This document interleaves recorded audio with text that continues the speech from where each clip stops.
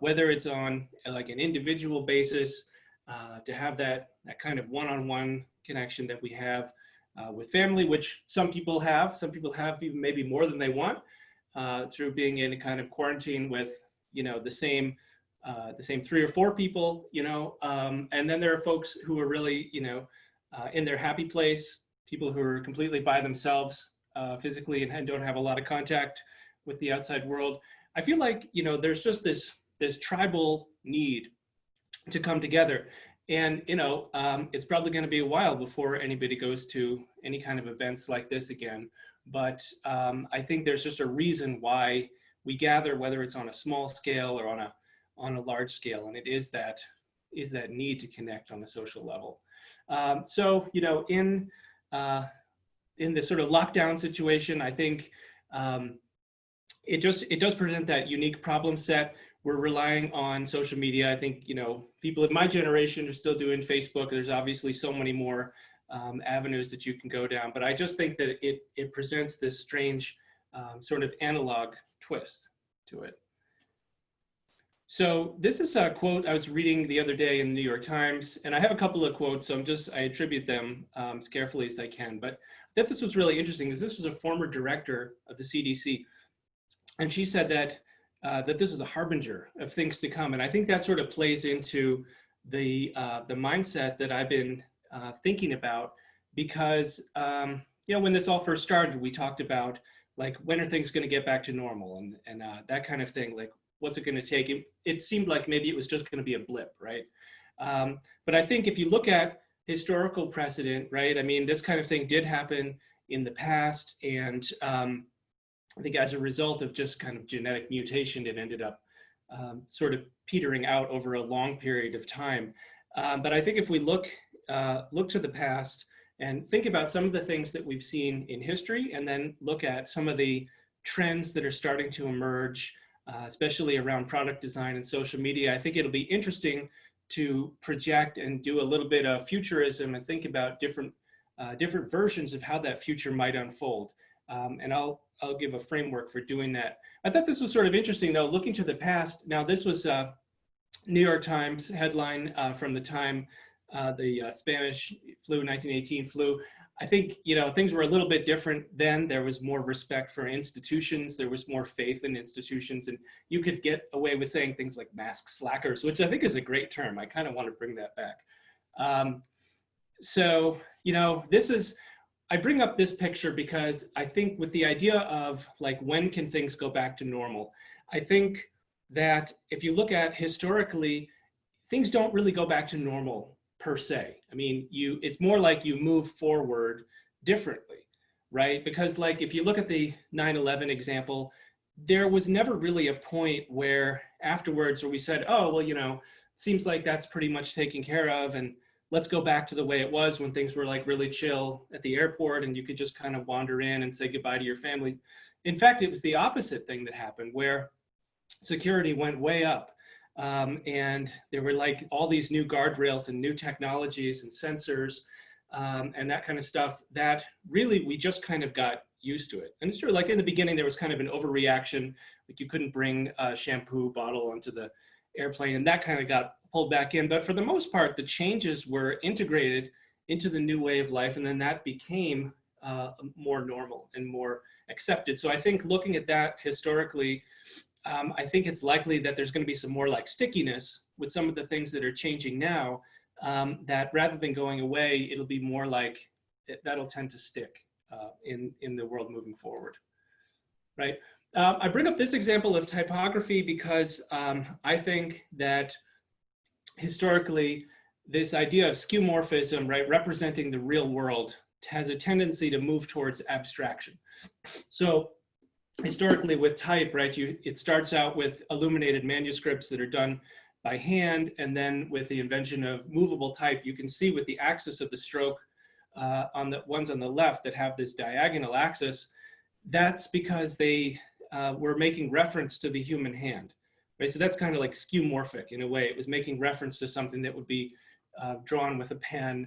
But then over time, the vertical stress becomes, you know, just straight up and down, which really wouldn't naturally happen by the human hand. And that was kind of the breaking point where finally the type could just be type. And even more so when it became sans serif, it no longer had to be tethered to the origin point, and it could just kind of abstractly just have its own space, right? And I'm thinking that maybe some of the developments that we're seeing now, like for example, people will say, how are we going to recreate the whiteboard, right?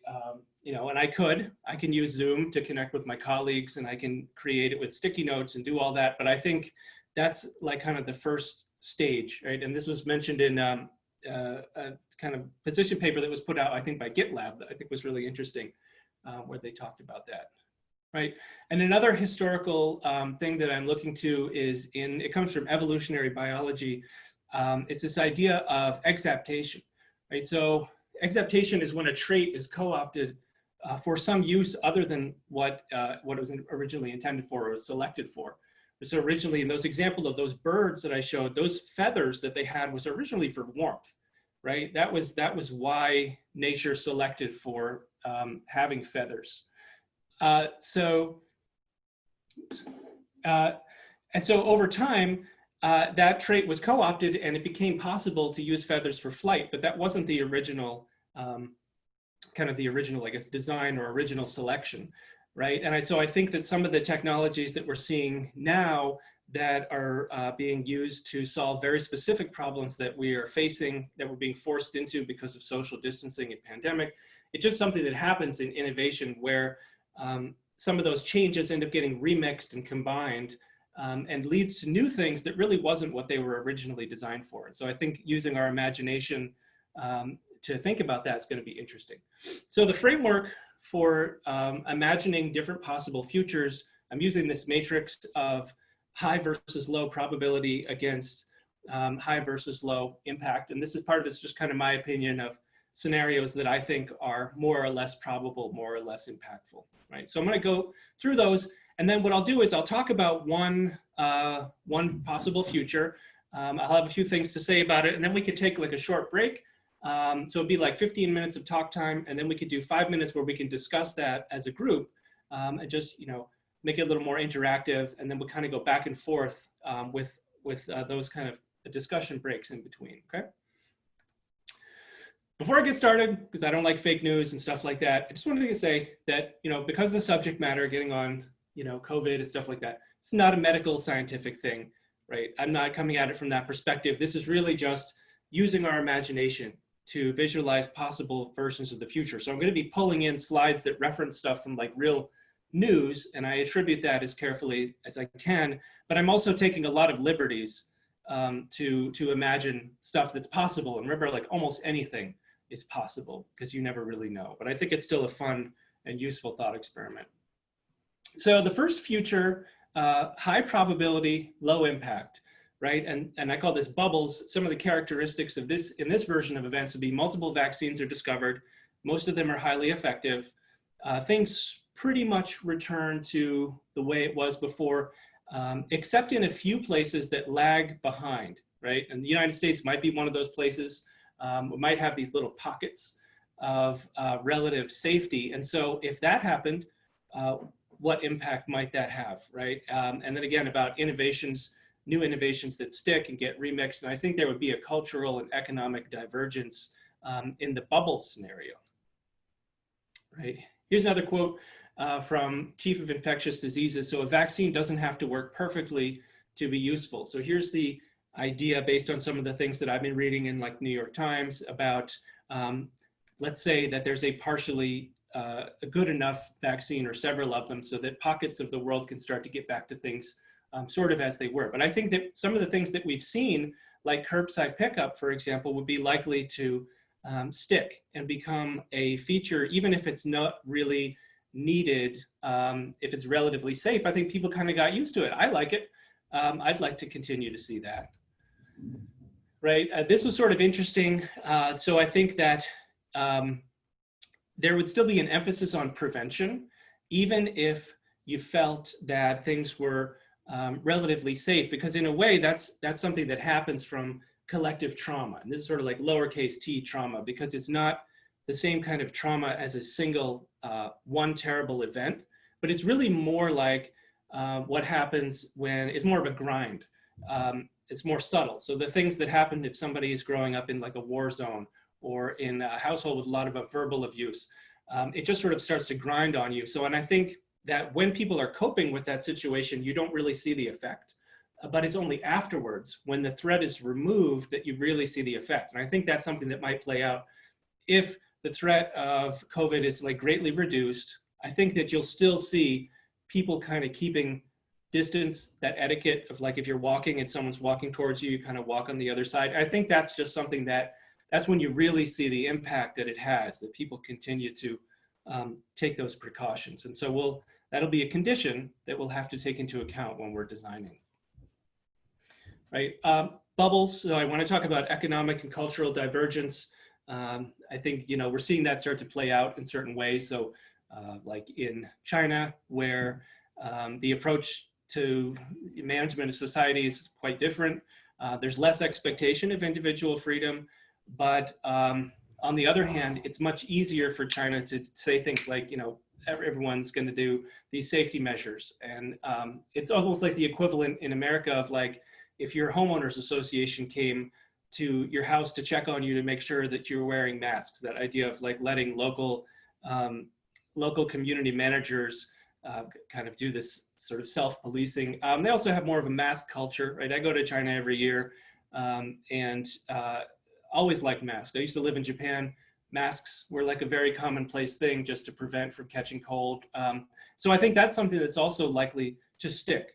But I think that the bubbles, we may see relatively safe places where they've been more collaborative as a society in terms of those safety measures, whereas in the States, for example, maybe not as much so. And so things might start to diverge.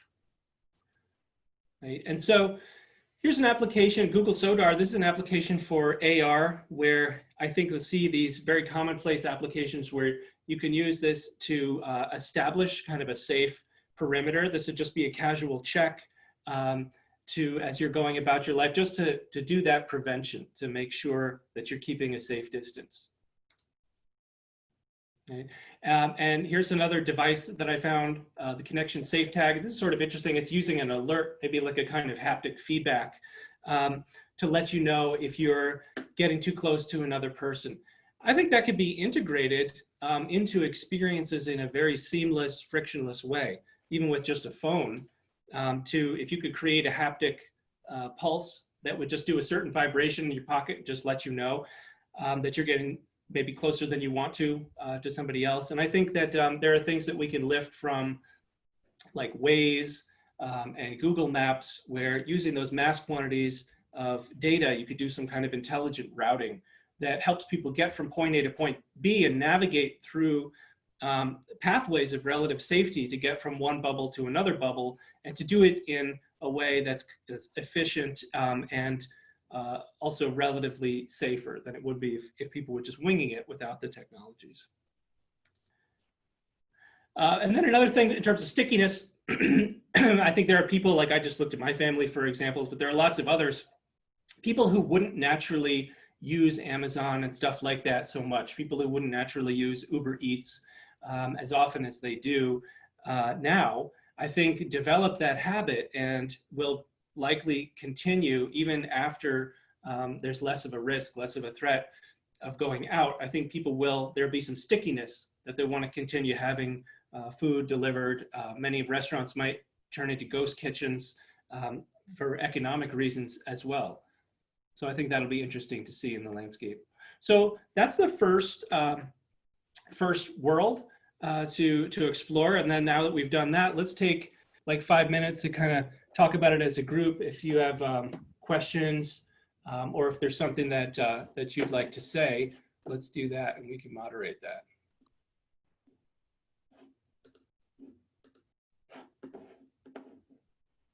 Hey, Adam, we do not have any questions for now, but I would like to drop in a question for that matter. How do you think personally, into design field, professionals in design have started changing their perspective in terms of, innovation? Yeah, I mean, so I think there's always been the user-centered approach. That's something that we've been talking about for a long time, human-centered, user-centered design. And one of the trends we saw emerging that was in our report at Fjord, in our trends report, is the idea that human-centered design, user-centered design by itself is still a little bit selfish. Engineering a perfect moment of delight for like Scott to feel great about contributing a little more to their IRA is just not enough. And so we're talking about life-centered design, the idea that it's not just about individual user-centered, but it's the entire ecosystem. We have to design experiences and services that are going to help in a much more diffuse way, so that it can help for things like where there needs to be this incredible amount of collaboration to fight against diseases or prevent them from happening. Great, thanks. We also have a question from Kofi, if I have pronounced it correctly. So the question is, how can we design for sports and outdoor events? Yeah, interesting. So I think that, it's like, think about it, you could have like divisions, like cubicles for individual people, but I think that's maybe not so much fun. I think what would be more likely to happen is, let's say, if we had to settle into this for like a longer period of time, like 5 or 6 years, and we say like, for some reason, this is going to take a while, then at some point, I think you have to develop a protocol that allows you and a select group of your friends to know that you've been safe for like 14 days, right? I'd feel pretty good about that. At some point, it's maybe not 100%, but you have to kind of compromise. So it's like if you had a friends list on your chat, one of the status could have something to do with, based on tracking data and other kind of like voluntary submission of health information. If you could know that you and a group of 5 people around you have been following those protocols for 14 days on each side, then you could go to a sports game together. And so you'd have more like those little micro bubbles of like groups that can hang out together, even if they aren't the people who are living together. I'd be interested in seeing something like that. That's great, thanks. So we do not have any other questions for now, so we can get ahead in our presentation. Sure. So the next world to look into is what I call nesting. And I think this is still fairly high probability, but it would be more impactful. And so in this scenario, the vaccine research, let's say it just doesn't go that well. But there's still, people are still basically optimistic that it's going to work out, but it just may not be next year. What if it's going to be 5 or 6 years? And it's a little bit of a bad case, but let's say that there's been some high profile setbacks where there's something that people really, the studies really showed looked like it was going to work. And then for some reason, there was a big problem.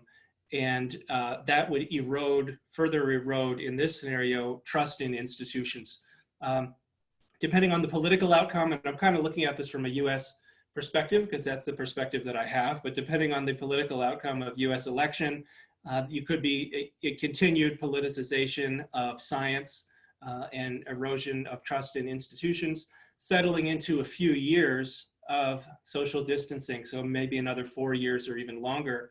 I think we'd start to see things like, and this is already actually starting to begin, but viral outbreaks modeled like weather patterns. So it would become, if it's something that's going to be 5 or 6 years or more, it would become something that really has to be managed in a longer term way.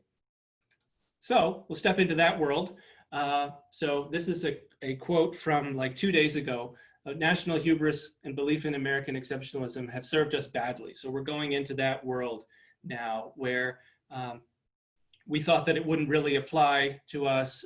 We rely on some of our cultural differences, like individual freedoms, that it's great to have individual freedom, but you know, if you use it to make decisions that aren't helpful, then you know, you can create, you can kind of shoot yourself in the foot, right? So that's the risk. And so, you know, let's say in this world, you have this divided factions. You have people who are doing safety measures and people who have decided that they're just against it. They don't want to do it. Okay. So what would happen, I think, if working from home becomes the norm, I think we're going to see, you know, fewer online Zoom meetings. And that goes back to the idea of not having to recreate the skeuomorphic approach, right? We're already seeing that start to happen. We don't have to have live, real-time, face-to-face meetings for every conversation. We're actually starting to notice, you know, how much of this stuff could have been an email and really didn't have to be a meeting, right? So I think that we would see less of that, more asynchronous things like Loom, where you can still have, you can add that personal touch. You can explain things really quickly using video and voice. So you could do a screen share with Loom, record it, record the message that you want to send, and then share that to your colleagues so that they can work asynchronously on it, and they can do what they need to do and get back to you. This is something you could do across time zones as well. If more people are going to be working remotely and that becomes the norm, then, you know, people in Singapore could work in Silicon Valley. Really anything would be wide open, but then it's going to be necessarily asynchronous. Certainly if you're going to do it all day, work all day in multiple time zones. So using this kind of product would be more useful for that. There's another one that's interesting called Around, where there's just like kind of like a widget that floats over your applications to show you who's available on your team, and you can jump in and do a conversation with them. You could do a screen share and collaborate with them. I think what's really interesting about this is the way that it might impact user behavior. So I'll give you just tell you a story about when I used to work at an investment firm as a UX designer. We had a goal of reducing the number of calls that customers were making to call customer support. And we had a couple different approaches to this.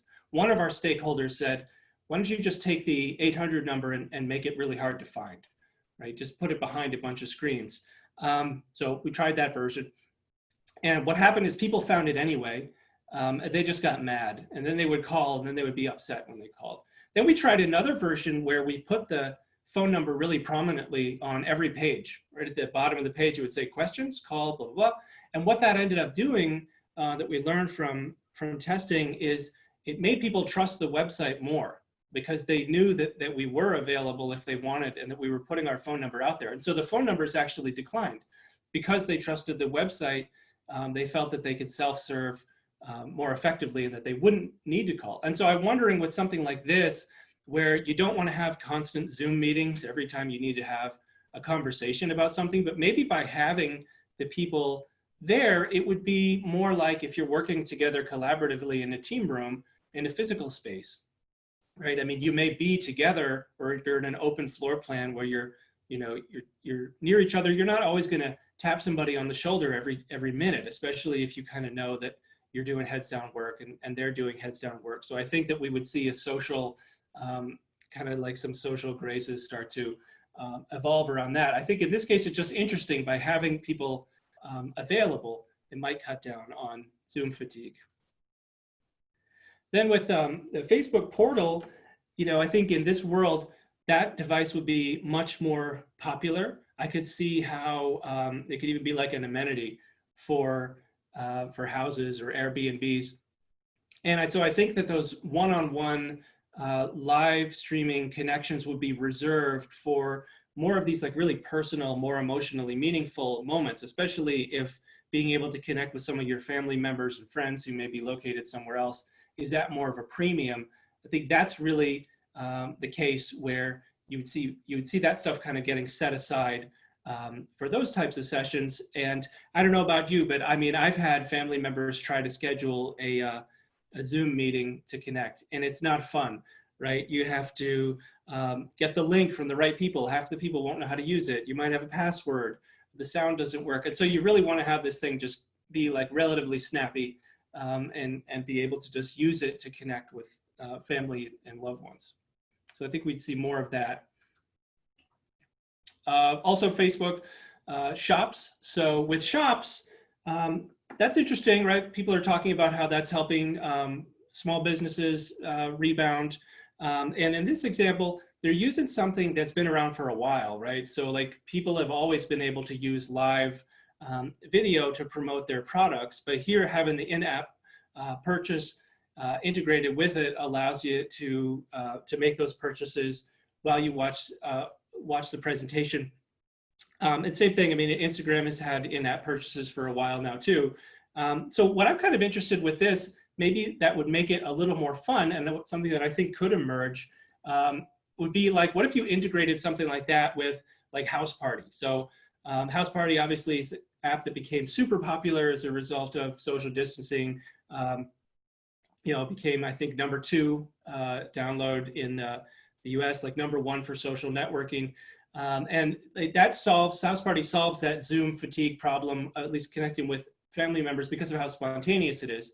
You could just start using the app, use the gestural interface, and boom, you're immediately in a conversation hanging out with people who have also said that they want to hang out with you. Now, I know a lot of people like to go shopping with their friends just as a social activity, you know, whether or not you're especially looking for something. Now, if that's more rare, I think that that aspect of it would be more fun. I could just see this as like maybe a panel that you could, you know, slide. So maybe you have the version on the left with the presentation, but maybe you could slide and see friends who are interested in going shopping with you. I'd like to see more mixing and matching, remixing along those lines. Right, and then we're going to see more drone deliveries apparently. So that's something I'm definitely looking forward to. And that will also help reduce risks, because I know that, you know, people who are doing the delivery works are definitely putting themselves at more risk than really probably should be asked to do. And so if everyone's at home, there's many more of these stay home friendly businesses would be used. So you see a lot more migration, which we're already seeing. Now, going back to the example of like the festival that I showed, you know, so there's like mixed reality music that's happening now. I think this is super interesting because in this example, it's not just recreating the soundstage as we know it. It's, you know, it's totally liberated from that. It's totally untethered from the skeuomorphic representation of the event. I think this is a lot of fun. And, you know, through the use of like VR and these kind of technologies, you could still go to these events with your friends. And I think one thing that's really interesting about these kind of environments, this is something that I picked up from talking with somebody, Craig Gilbert from Cinema 360, who was doing some early experimental work with Oculus before I think it was bought. One of the things that we talked about was this idea that like games have rules and video games don't, right?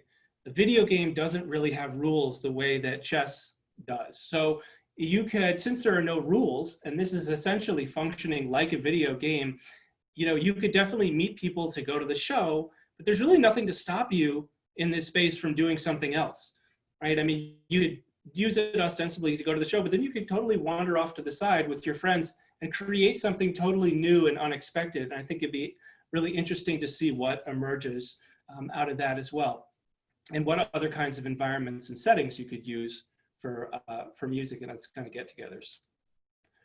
So that's that world. We'll take a little time. We can talk about some of those ideas or anything else from before that you're interested in. Of course. So we have a few questions. So the first question would be from Raghav. He asks how different roles like marketing, operations, management, etc. will affect the design and UX industry, of course, because of pandemic. Well, I'm not sure, but using my imagination, I think that you know, marketing it's about establishing a product market fit. And that's why we develop the prototypes that we do, especially if you're at like a smaller company, like a startup. Whatever funding you have is going to run out within like a pretty short amount of time. And so your objective as a UX designer and as somebody doing like marketing and growth is to discover that product market fit, establish it as quickly as you can before you run out of money, before you go out of business. And so by using prototypes, I think that we would have to have this really intense collaboration with folks in marketing to come up with ideas that we can test before investing in like engineering and just see if it looks like it's going to stick. So I think it could be interesting because if the world changes, we always talk about how we do experiments, we have our hypotheses and we test our design hypotheses. But I think if the world changes in a really big and profound way, our experiments could get a little more experimental, which could be really interesting. Cool, thanks. In case of any follow-ups, you guys can anytime unmute yourself and you can have a follow-up on the question. If there's no follow-up for now, I'll go ahead with the next question. Harsh asked if, has the importance of cloud-based design softwares increased, and what role is it gonna play in future? Yeah, I mean, I think it's definitely more important than it's ever been, right? Figma is very popular. And I just saw something the other day, actually, because of the new AI thing that GPT-3, showing that you can like, essentially it's like a really smart AI that uses some natural language techniques to interpret what you're describing for a design and then quickly spin up something that approximates what you described, right? And I think that it's kind of like the design systems that we have. When we use design systems, it lets us work at a higher level of abstraction, work on higher order problems. So we don't have to deal with like organizing buttons and drop down menus. And if we have something like, like the GPT-3 to help us generate wireframes and mock-ups quickly, then we could focus as a team on kind of like, what's the problem space? What's the idea? What's more of like the intellectual problem that we're trying to solve? And then run those experiments even more quickly because it doesn't take as much time to do the prototyping. And so secondly, with collaborative, if you've got a much more like widespread acceptance of working remotely, distributed teams, people all across time zones, then you're gonna wanna use things like abstract, so that people can, do branching strategy, work on designs at the same time, merge them into a parent branch, and all of this kind of stuff. So I think the more distributed your team is, the more important it is to have cloud-based, because you definitely don't want to have people emailing files to each other and stuff that's out of sync. I think you'd see much more systematic approach. Great, thanks. I actually read a very interesting insight that Tanya had suggested. She said that she thinks the separation of channels for different activities is a great point. So Tanya, would you like to substantiate the point? Hi, yeah, sure. I just meant the point that you mentioned that you don't want to get on a Zoom call with your family after having worked all day. That's kind of what I meant. Okay, sounds great. So going ahead with Deepa's question, what are your thoughts about the cognitive overload with the ever-growing digital space and amount of time people are spending on their devices? Yeah, I mean, I think that question, that's like the genesis of information architecture, right? When you had something like 20 years ago, or maybe even earlier, you had people like Richard Saul Wurman writing books about information anxiety, information overload, and the concern was just with the emergence of the internet in general. It's like the problem was there's going to be this explosion of information. How are we possibly going to come up with a way to consume all that information without it being overwhelming? And so that created information architecture. Originally had this sort of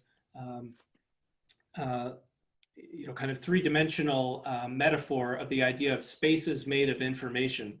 I think now we've seen more of that abstraction that I was talking about, kind of like the typography becoming sans serif, where we don't really think of it as places made of information anymore. We're not like using the information superhighway to get to a place. It's just life, right? And this is something that's sometimes called the AI effect. So for example, with Google, when you Google something, you're not really consciously thinking of it as using artificial intelligence to algorithmically process a query. You're just looking something up, right? And when I use my rice cooker, I'm not thinking of it like I want to use fuzzy logic to help like optimally cook this rice. I'm just cooking. So I think that with more widespread adoption, you would see it just integrated into mainstream life. Okay, cool, thanks. So we would take a couple of more questions in this session. So Varshini has a question. How is the health industry going to evolve as many people are wary of going to hospitals and instead want to get treated from home? Yeah, that's really interesting. That's a really interesting question. As I think about some of the talks that I've seen, like work that was done at like IDEO, how they worked on service design to kind of humanize the medical experience. And one of the presentations that Bennett gave really was about the importance of touch, right? It was about this moment, and they actually changed the engineering of a product for use in hospitals that originally was going to take two hands for a doctor to hold it. And they changed it and made it so that you could use it with one hand so that the doctor could still put their hand on the patient, could still have that human connection and interaction. Absent that, I think the idea of like a doctor's bedside manner is really going to change. And I honestly don't know the answer to that. I think that's a really interesting point that you bring up. I can tell you that, myself personally, I still use my healthcare. I've had like 7 different doctor appointments since this whole thing started for various reasons that I would have done anyway. And, I think the convenience of it is really nice. Feeling safe that you can do it from home is really nice. But there are also things that you can't do from home, right? I mean, if you want to see a cardiologist, you're still going to have to go. So there's going to have to be designs that accommodate things that you can do from home in a really convenient way with little pockets of time versus some other solution for things that you're still going to have to do in person. That's a great question. Yeah. Do you have any thoughts on that you want to add? Yeah, hi Adam. So how about devices, smart devices like maybe health watches and all come into play here?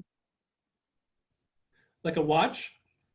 Yeah, like a smartwatch or some device that tracks your health status. Yeah, definitely. So I think regardless how things go, right? Like even if everything goes away and COVID is gone, then the emphasis would shift to prevention, I think. So in a preventative world, yeah, you'd want to have a health monitor that's checking vital signs like pulse oximetry, I think is one of them.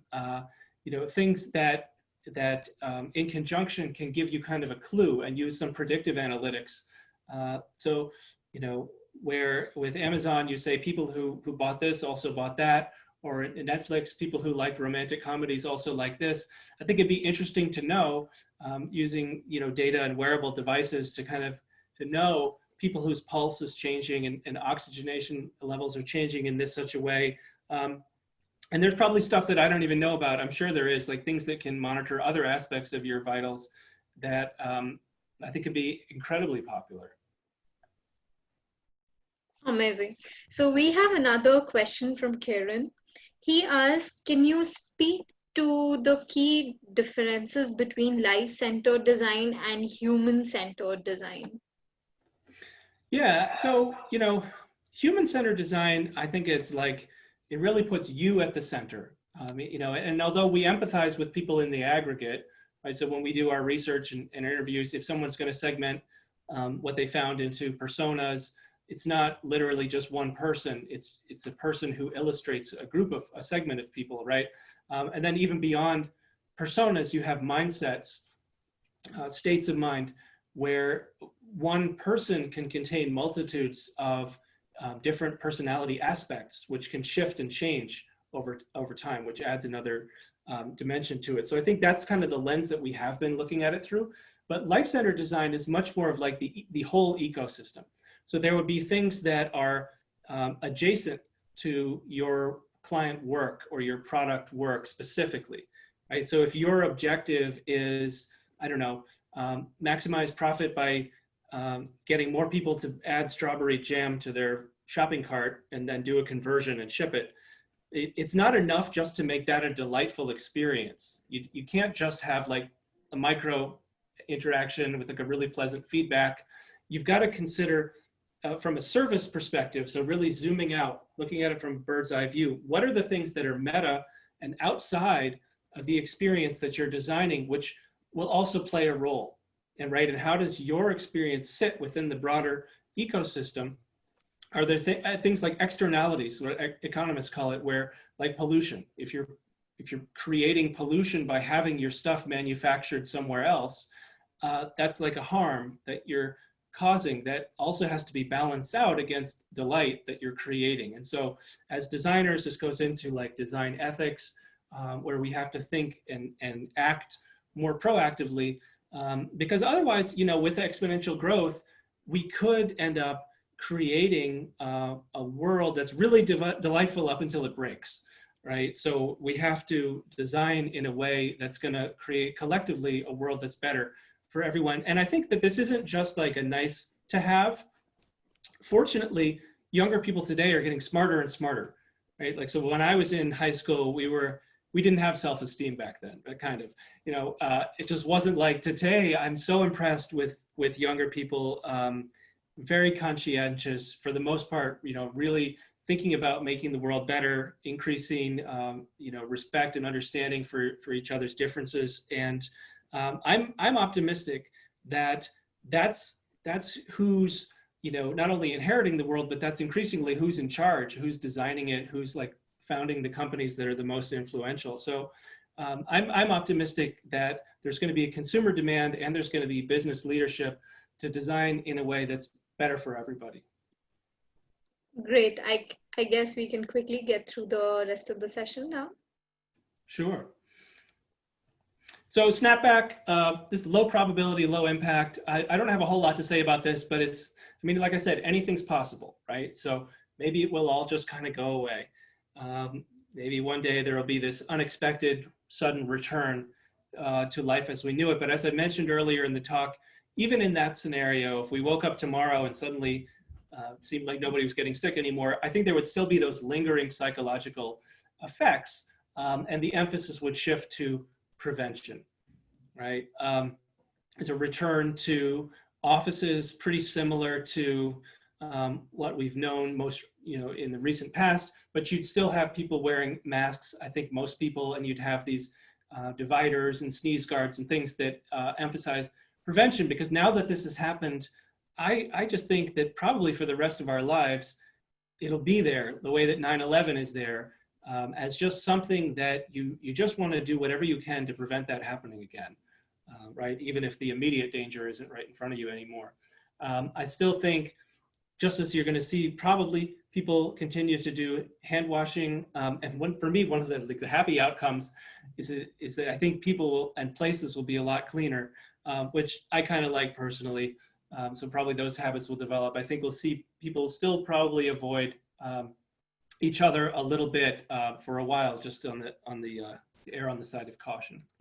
Right, so we can skip over this one because we've sort of already talked about it. Then finally, this is the kind of the most fun one, I think. So this is the really bad case scenario, but it's also kind of the most interesting in terms of innovation. So here's where we have a total failure of all vaccines, some kind of aggressive mutation of the virus that just simply outpaces our scientific capacity for discovery. No expectation of a return to safety, basically just an abandonment. Space exploration becomes a global priority. Economies around the world reorient around this ambitious goal. Now, Why would Mars be better than Earth? I don't know. But I think that, let's just, for sake of imagination, let's just say that everything becomes hopeless here, and it forces us to take the next step and go beyond anything that we've ever done before. So I think that's interesting. I mean, you have companies like SpaceX that are actively thinking about this idea, actively working on it. And I think that, you know, the Dragon, to me, that was like a great moment. That was like one of the good news stories during pandemic, just to see that successful launch. And to me, it was a little bit eerie that it was happening against the backdrop of, like, you could see even the scientists who were monitoring and engineering that successful mission were like physically sitting, 10 feet apart from each other. So it was against this backdrop of things going pretty badly. Now, in this fictional imagined scenario, I just think that maybe this could be the kind of catalyst that pushes things forward. Right? Musk said that in terms of people going to Mars, I think this is potentially something that could be accomplished in about 10 years. I would be really interested to see that. I mean, I think that sounds like a lot, to be honest, because I thought there was going to be a lot of things by the year 2020 where, that aren't there yet. But I think that if you want to get there, you've got to kind of, shoot for, shoot for the moon, land in the stars, right? So you've got to have that really ambitious goal. And even if you only achieve half the goal, you've still gone a great distance. And, another one, Blue Origin, right? And Bezos says, we enjoy a civilization of growth and change. If we don't go to space, we'll become a civilization of stasis, which I find demoralizing. So they've already got these two like really big influential thinkers that are pushing for this. They're both loaded. They're putting money into it. So I think we can argue about kind of like whether their approach is exactly right or wrong, but I think it's just interesting that we have some wealthy visionary people who are pushing for this. Also, I'd be remiss if I didn't mention China, right? So I think that China has really been the, not exactly underdog, but has been, has emerged as in a much more impressive way than I thought was going to happen, right? Because like, even for example, with masks, where did the masks come from? I mean, I had ordered them from overseas. Even the machines, if we have machines in California that make the mask, the machines came from China also. So I think, there's been definitely, there's been a kind of elevation that we may continue to see play out in the future. And so in this world, I'm thinking about things like AI, quantum computing, which are already really big goals for all major powers, right? Because whoever really cracks the code on AI and quantum for real is going to enjoy a really advantageous position, and everybody's kind of competing for that, right? So I think they would be a player in this scenario. One other interesting thing, Tim Cook said on one of the earnings calls, I view AR, augmented reality, as being profound, not today, but what it will be, what it can be, right? And so that kind of got me thinking. I just did a little bit of poking around, and I found some of the prototype designs for Apple's approach to AR glasses, which supposedly are coming out. If it's not next year, it might be in 2 years. I can't remember. We'll see, but I think it's going to be pretty awesome. So I started thinking about AR and what that could be in a real like future world. I'm thinking, well, if there's some kind of reason why there has to be social distancing, I just think it'd be like kind of cool. What if you could use AR to connect with your friend or your companion in a way that really feels seamless, where it's, again, like kind of going back to that AI effect, the Google effect, where it doesn't feel like you're using AI, you're just looking something up. What if it didn't feel like you were using augmented reality, or you didn't feel like you were using virtual reality, but it would just be another channel, just another option as a way to hang out and do stuff together, whether you're physically in that space or not. And then, I don't know, just science fiction, but I'm using like this idea of little drones that could somehow either project the avatar, maybe drones could pick up enough video information about you that you could like exchange with each other and both have a realistic view into that space and be able to hang out in some way. And so taking it to the world beyond, you know, if we were on some other planet 10 years into the future, I think that there would be, well, if you're on a place like Mars where we can't breathe the atmosphere, there would be necessarily like a lot more physical separation. And it's still a human need to have that physical closeness, but maybe our way of thinking about things and our way of experiencing could evolve much in the way that it did, where like if I call somebody on the phone, it doesn't feel like it doesn't feel too separate. It doesn't feel to me cold or impersonal anymore. It's actually, you know, getting someone on the phone is actually like kind of a little bit more intimate now than it used to be, certainly when I was growing up. So, you know, maybe this idea of being able to hang out through avatars would also become more widespread in some future scenario. So that's all. That's it. So, you know, whatever time we have left, if we want, we could just talk as much as anybody wants for the time that we have. So yeah, thank you. That was a lot of fun. I'm glad you came. I appreciate it. I hope you had fun too. Great, thanks, Adam. So we'll probably go ahead with the first question, which is, do you have any thoughts on how interior design of homes will change in case of a prolonged pandemic? Yeah, I have a couple thoughts. So I think that the home office would become, let's just say, people hanging out with laptops at the kitchen or like in the bedroom or something like that cannot be a sustainable thing for like multiple years of professional work. So I think the home office would become, and maybe it's not an office, but just some kind of space, some kind of way of working would become a much more thought out thing. And, you know, one question that I like to ask is like, what if it was designed by Porsche? What would you see if a home office was designed by Porsche? And how might that be different from the way it is now? And I don't really know the answer to that, but I've seen some really interesting things in like pod hotels. There was a hotel that was designed by interior designers collaborating with people who do work on like designing interior of airplanes. So like working efficiently with really small spaces. I think that if people really work together on that, they could come up with some really cool designs. That sounds great. I have a point on that. I think, you know, look at my room.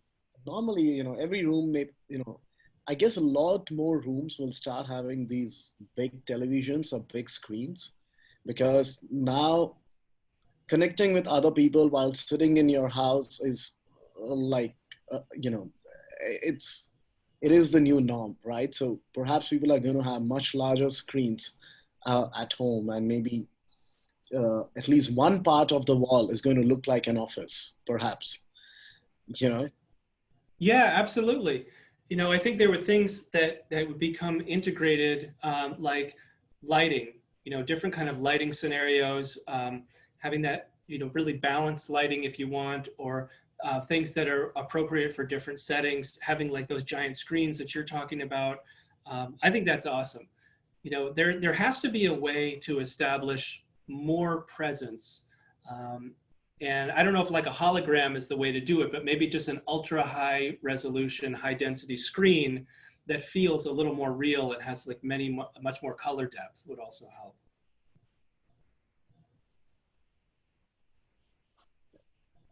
Cool.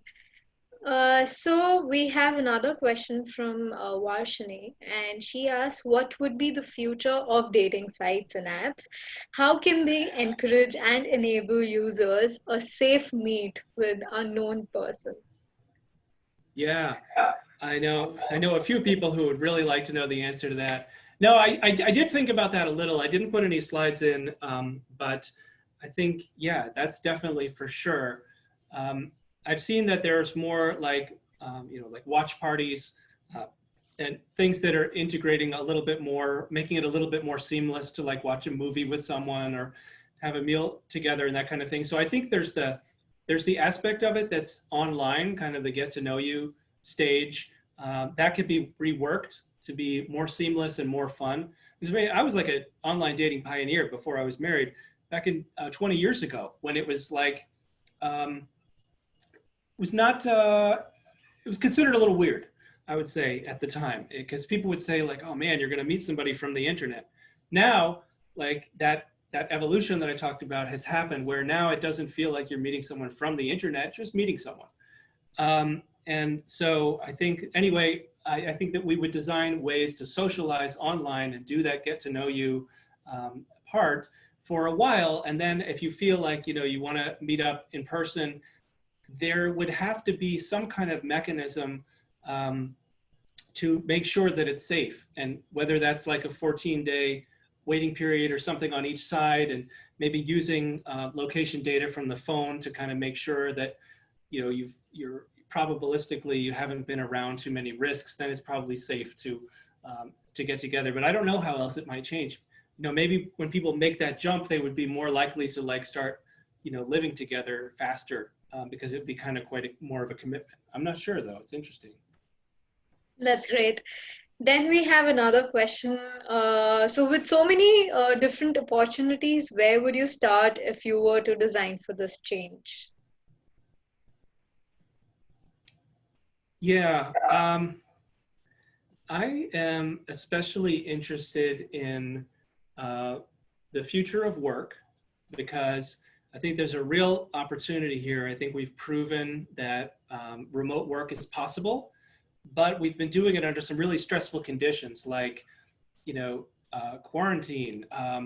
You can't just go out to a restaurant, I have like a 2-year-old at home on top of it all. And I think absent those things, if we get to that moderate future where things are a little bit back to normal, if you have childcare and you have like some other ways to enjoy yourself, I think it could be really great for the future to allow a whole lot more remote work. And I'm really interested in designing futures for that. And aside from that, I'm also interested in kind of like the portal example that I showed, just because I think there's like a jump that hasn't quite happened yet with being able to establish those connections that feels more seamless. And I don't know if it's going to come from like VR goggles or not. For some reason, it's just been really hard to get VR past like video games. People just don't want to put it on. It's kind of cumbersome. So I think there's something there, like creating a more real one-on-one connection. Great. I guess we have a person who wants to speak. Let me okay, he's already on mute. Yeah, go ahead. Hi Adam, Harsh here. So I was working on a project and I was doing the initial market survey.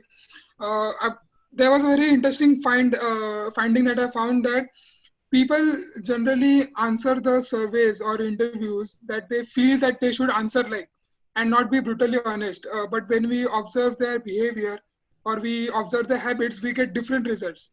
So what do you would suggest to like this is a problem that I found. How do you think I can solve this problem? So like conducting moderated user interviews with social distancing, that kind of thing? Yeah. Yeah, I mean, the ethnographic studies, it's definitely kind of like, it's at a standstill, right? But I think that everybody else is in the same context.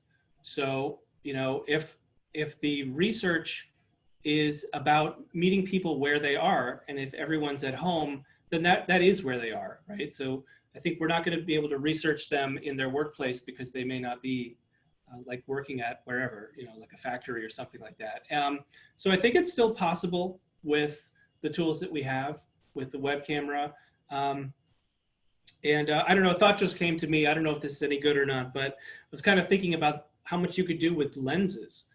So maybe there's a way to stay the right physical distance for safety, but just have something that makes it feel like you're closer, even if you're not physically closer. Okay, thank you. Yeah. Okay, Good so I question, though. I guess, don't know. yeah, sorry. Yeah, so I guess the last question for now at least, how has your design process changed as a result of this pandemic? Yeah, so I kind of was alluding to this a little bit. So when I was working in the studio space in DC, it was much more of a tactile process for me. And that's just, I still like it. You know, I like using the sticky notes and using markers. I feel like that, that process really deliberately slows down the way that we design, and in a way that for me doesn't happen if I go straight to digital, if I don't have that hand making stage. And I kind of like it. I like stuff being a little bit messy and having stuff on the floor because it feels like you haven't made that commitment yet. And your design process is still kind of flexible. And so I've seen less of that. Sometimes I still do it a little bit at home, but I've seen where just out of necessity, you know, we're going much more towards the digital collaboration tools, and maybe our way of thinking will change, so that we can get some of the same advantages of slowing down. Maybe we just have to find another way to slow the process down, you know, because something happens. There's an illusion when something has had like really square edge lines that creates the aesthetic effect, creates the impression of something being more finished than it is. So it's important at that early stage of design not to jump ahead to that. I think that's something that we'll still have to do more intentionally if we're using these digital tools. Great, thanks. Do you have any follow-up on that, Ivan? Okay, I believe that's a no. So thank you so much, Adam, for taking all the questions, and thanks to all the attendees who took out time to join the session. It would also be great if we could all switch on our cameras so that we could have a small picture session. And once, give me a moment.